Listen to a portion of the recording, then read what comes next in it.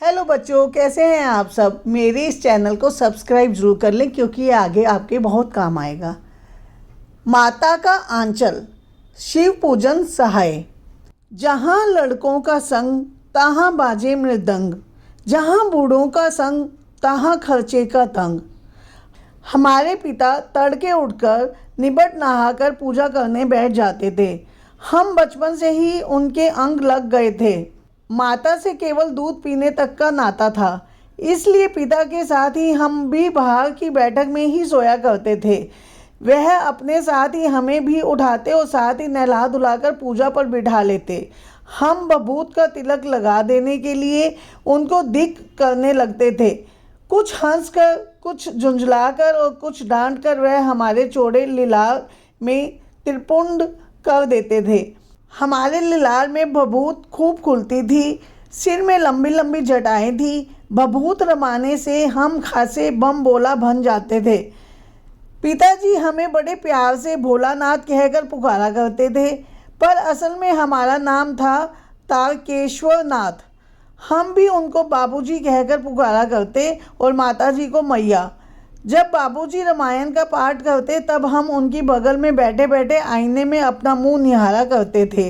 जब वह हमारी ओर देखते तब हम कुछ लजाकर और मुस्कुराकर आईना नीचे रख देते थे। वह भी मुस्कुरा पड़ते। पूजा पाठ कर चुकने के बाद वह राम राम लिखने लगते। वही अपनी एक रामनामा बही पर 1000 राम राम लिखकर वह उसे पाठ करने की पोथी के साथ बांध कर रख देते।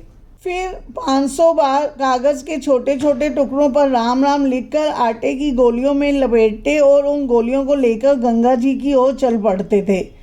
उस समय भी हम उनके कंधे पर विराजमान रहते थे।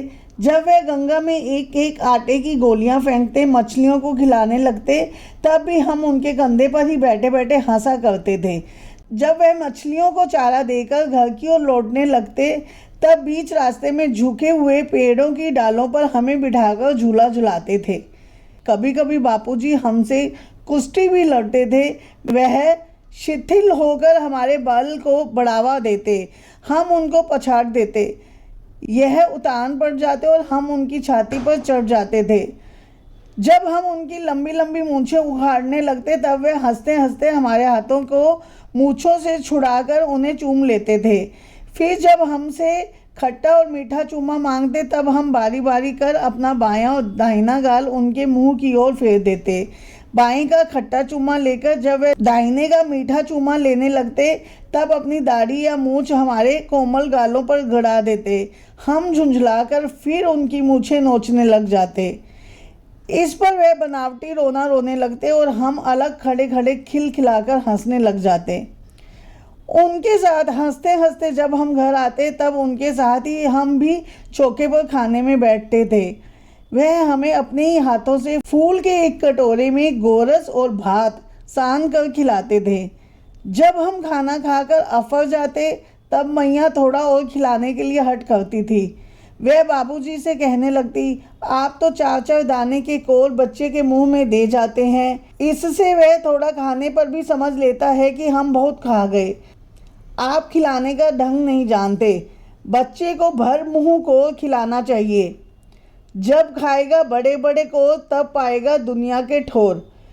देखिए मैं खिलाती हूँ, मर्दुए क्या जाने कि बच्चों को कैसे खिलाना चाहिए, और महतारी के हाथ से खाने पर बच्चों का पेट भी भरता है।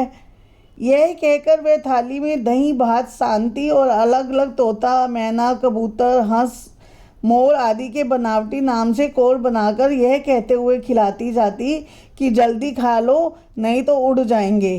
पर हम उन्हें इतनी जल्दी उड़ा जाते थे कि उड़ने का मौका ही नहीं मिलता था। जब हम बनावटी चिड़ियों को चट कर जाते तब बाबूजी कहने लगते, अच्छा अब तुम राजा हो जाओ, खेलो। बस हम उठकर उछलने कूदने लगते थे। फिर रस्सी में बंधा हुआ काठ का घोड़ा लेकर नंग धड़ंग बाहर गली में निकल जाते थे। जब कभी मैया हमें अचानक पकड़ पाती तब हमारे लाख छटपटाने पर भी एक चुल्लू कड़वा तेल हमारे सिर पर डाल ही देती। हम रोने लगते और बाबूजी उस पर बिगड़ खड़े होते, पर वह हमारे सिर में तेल बोत कर हमें उबट कर ही छोड़ती थी। फिर हमारी नाभि और लिलार में काजल की बिंदी लगाकर चोटी गूंथती। और उसमें फूलदार लट्टू बांधकर रंगीन कुर्ता टोपी पहना देती थी। हम खासे कन्हैया बनकर बाबूजी की गोद में सिसकते सिसकते बाहर आते थे। बाहर आते ही हमारी बाट जोंघने वाले बालकों का एक झुंड मिल जाता था। हम उन खेल के साथियों को देखते ही सिसकना भूलकर बाबूजी की गोद से उतर पड़ते और अपने हम झोलियों के दल में मिलकर तमाशे करने लग जाते। तमाशे भी ऐसे वैसे नहीं, तरह तरह के नाटक। चबूतरे का एक कोना ही नाटक घर बनता था। बाबूजी जिस छोटी चौकी पर बैठकर नहाते थे वही रंगमंच बनती। उसी पर सरकंडे के खंभों पर कागज़ का चंदोआ तान कर मिठाइयों की दुकान लगाई जाती। उसमें चिलम के खोंचे पर कपड़े के थालों में ढेले के लड्डू, पत्तों की पूड़ी, कचौरियाँ, गीली मिट्टी की जलेबियाँ, फूटे घड़े के टुकड़ों के बताशे आदि मिठाइयाँ सजाई जाती। ठीकरों के बटखरे और जस्ते के छोटे छोटे टुकड़ों के पैसे बनते। हम ही लोग खरीदार और हम ही लोग दुकानदार। बाबूजी भी 2-4 गोरखपुरिये पैसे खरीद लेते थे। थोड़ी देर में मिठाई की दुकान बढ़ाकर हम लोग घरौंदा बनाते थे। धूल की मेड़ दीवार बनती और तिनकों का छपरा, दातून के खंभे, दिया सिलाई की पेटियों के किवाड़, घड़े के मोहड़े की चूल्हा चक्की, दिए की कढ़ाई और बाबूजी की पूजा वाली आचमनी कलच्छी बनती थी। पानी के घी, धूल के पिसान और बालू की चीनी से हम लोग ज्योनार तैयार करते थे। हम ही लोग ज्योनार करते और हम ही लोगों की ज्योनार बैठती थी। जब पंगत बैठ जाती थी तब बाबूजी भी धीरे से आकर पांत के अंत में जीमने के लिए बैठ जाते थे। उनको बैठते देखते ही हम लोग हंसाकर और घरौंदा बिगाड़ कर भाग चलते थे। वह भी हंसते हंसते लोटपोट हो जाते और कहने लगते कि कब भोज होगा भोलानाथ। कभी कभी हम लोग बारात का भी जुलूस निकालते थे। कनस्टर का तंबूरा बजता, अमोले को घिस कर शहनाई बजाई जाती, टूटी चूहेदानी की पालकी बनती। हम समधी बनकर बकरे पर चढ़ लेते और चबूतरे के एक कोने से चलकर बारात दूसरे कोने से जाकर दरवाजे लगती थी। वहाँ कांट की पटरियों के घिरे गोबर से लिपे आम और केले की टहनियों से सजाए हुए छोटे आंगन में कुर्लिये का कलसा रखा जाता था। वहीं पहुंचकर बारात फिर लौट आती थी। लौटने के समय खटोली पर लाल ओहा डालकर उसमें दुल्हन को चढ़ा लिया जाता था। लौट आने पर बाबूजी ज्यों ही ओहार उंघाल कर दुल्हनी का मुख निरखने लगते त्यों ही हम लोग हंसकर भाग जाते। थोड़ी देर के बाद फिर लड़कों की मंडली जुट जाती थी। इकट्ठा होते ही राय जमती थी, खेती की जाए। बस चबूतरे के छोर पर घिरनी गड़ जाती और उसके नीचे की गली कुआं बन जाती।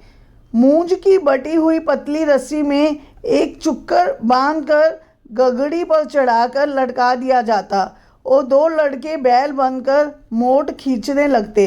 चबूतरा खेत बनता, कंकड़ बीज और ठेंगा हल जुआठा।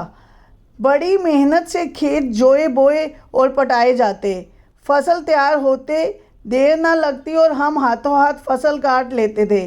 काटते समय गाते थे, ऊंच नीच में बई कियारी, जो उपजी सो भई हमारी। फसल को एक जगह रखकर उसे पैरों से रोन डालते, कसोरे का सूप बनाकर ओसाते और मिट्टी के दिए के तराजू पर तोलकर राशि तैयार कर देते थे। इसी बीच बाबूजी आकर पूछ बैठते थे, इस साल की खेती कैसी रही भोलानाथ? बस फिर क्या, हम लोग ज्यों का त्यों खेत खलियान छोड़कर हंसते हुए भाग जाते थे। कैसी मौज की खेती थी। ऐसे ऐसे नाटक हम लोग बराबर खेला करते थे। बटोही भी कुछ देर ठिठक कर हम लोगों के तमाशे देख लेते थे। जब कभी हम लोग ददरी के मेले में जाने वाले आदमियों का झुंड देख पाते तब कूद कूद कर चिल्लाने लगते थे, चलो भाइयों ददरी सत्तू पिसान की मोटरी। अगर किसी दूल्हे के आगे आगे जाती हुई ओहारदार पालकी देख लेते तब खूब जोर से चिल्लाने लगते थे, रहरी में रहरी पुरान रहरी। डोला के कनिया हमारी मेहरी। इसी बात पर एक बार बूढ़े वर ने हम लोगों को बड़ी दूर तक खदेड़ कर ढेलों से मारा था। उस खसूट खबीस की सूरत आज तक हमें याद है। न जाने किस ससुर ने कैसा जमाई ढूंढ निकाला था, वैसा घोड़ा मुँहा आदमी हमने कभी नहीं देखा। आम की फसल में कभी कभी खूब आंधी आती है। आंधी के कुछ दूर निकल जाने पर हम लोग बाग की ओर दौड़ पड़ते हैं। वहाँ चुन चुन कर घुले घुले गोपी आम चबाते थे। एक दिन की बात है, आंधी आई और पट पड़ गई। आकाश काले बादलों से ढक गया, मेघ गरजने लगे, बिजली कौंधने लगी और ठंडी हवा सनसनाने लगी। पेड़ झूमने लगे और ज़मीन चूमने लगे। हम लोग चिल्ला उठे, 1 पैसा की लाई बाजार में छितराई, बरखा उधरे बिलाई। लेकिन बरखा ना रुकी और भी मूसलाधार पानी होने लगा। हम लोग पेड़ों की जड़ से धड़ से सट गए, जैसे कुत्ते के कान में अटई चिपक जाती है। मगर बरखा जमी नहीं, थम गई। बरखा बंद होते ही बाग में बहुत से बिच्छू नजर आए। हम लोग डर कर भाग चले। हम लोगों में बेजू बड़ा ढीठ था। स्यों की बात बीच में मूसन तिवारी मिल गए। बेचारे बूढ़े आदमी को सूझता कम था। बेजू उनको चिढ़ाकर बोला, बूढ़वा बेईमान, मांगे करेले का चोखा। हम लोगों में भी बेजू के सुर से सुर मिलाकर वहीं चिल्लाना शुरू किया। मूसन तिवारी ने बेतहाशा खदेड़ा। हम लोग तो बस अपने अपने घर की ओर आंधी की तरह चले। जब हम लोग ना मिल सके तब तिवारी जी सीधे पाठशाला में चले गए। वहाँ से हमको और बेजू को पकड़ लाने के लिए 4 लड़के गिरफ्तारी वारंट लेकर छूटे। इधर ज्यों ही हम लोग घर पहुँचे त्यों ही गुरुजी के सिपाही हम लोग पर टूट पड़े। बेजू तो 9-2-11 हो गया, हम पकड़ गए। फिर तो गुरुजी ने हमारी खूब खबर ली। बाबूजी ने यह हाल सुना, वह दौड़े हुए पाठशाला में आए, गोद में उठाए हमें पुचकारने और फुसलाने लगे। पर हम दुलारने से चुप होने वाले लड़के नहीं थे। रोते रोते उनका कंधा आंसुओं से तर कर दिया। वह गुरुजी की चिरोरी करके हमें घर ले चले। रास्ते में फिर हमारे साथी लड़कों का झुंड मिला। वे जोर जोर से नाचते और गाते थे, माई पकाई गरर गरर पुआ, हम खाई पुआ ना खेलब जुआ। फिर क्या था, हमारा रोना धोना भूल गया। हम हट करके बाबूजी की गोद से उतर पड़े और लड़कों की मंडली में मिलकर वहीं लगे तानसुर अलापने। तब तक सब लड़के सामने वाले मकई के खेत में दौड़ पड़े। उसमें चिड़िया का झुंड चल रहा था। वे दौड़ दौड़ कर उन्हें पकड़ने लगे, पर एक भी हाथ ना आई। हम खेत में अलग ही खड़े होकर गा रहे थे, राम जी की चिरई, राम जी का खेत, खा लो चिरई भर भर पेट। हमसे कुछ दूर बाबूजी और हमारे गांव के कई आदमी खड़े होकर तमाशा देख रहे थे और यही कहकर हंसते थे कि चिड़िया की जान जाए लड़कों का खिलौना। सचमुच लड़के और बंदर पराई पीर नहीं समझते। एक टीले पर जाकर हम लोग चूहों के बिल से पानी उलोचने लगे। नीचे से ऊपर पानी फेंकना था। हम सब थक गए। तब तक गणेश जी के चूहे की रक्षा के लिए शिव जी का सांप निकल आया। रोते चिल्लाते हम लोग बेतहाशा भाग चले। कोई ओधा गिरा, कोई अंटाचिट, किसी का सिर फूटा, किसी के दांत टूटे, सभी गिरते पड़ते भागे। हमारी सारी देह लहूलुहान हो गई, पैरों के तलवे कांटों की छलनी हो गए। हम एक सुर में दौड़े हुए आए और घर में घुस गए। उस समय बाबूजी की बैठक के ओसारे में बैठकर हुक्का गुड़गुड़ा रहे थे।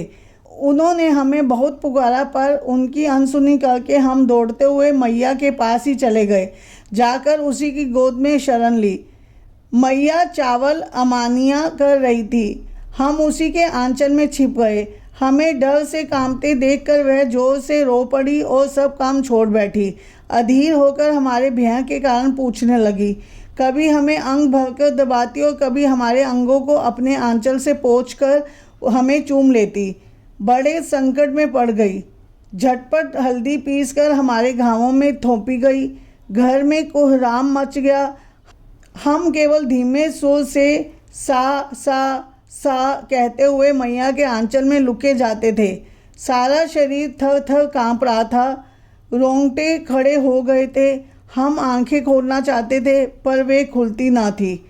हमारे कांपते हुए ओंठों पर मैया बार बार निहार कर रोती और बड़े लाड से हमें गले लगा लेती थी। इसी समय बाबूजी दौड़े आए, आकर झट हमें मैया की गोद से अपनी गोद में लेने लगे। पर हमने मैया के आंचल की प्रेम और शांति के चंदोवे की छाया न छोड़ी।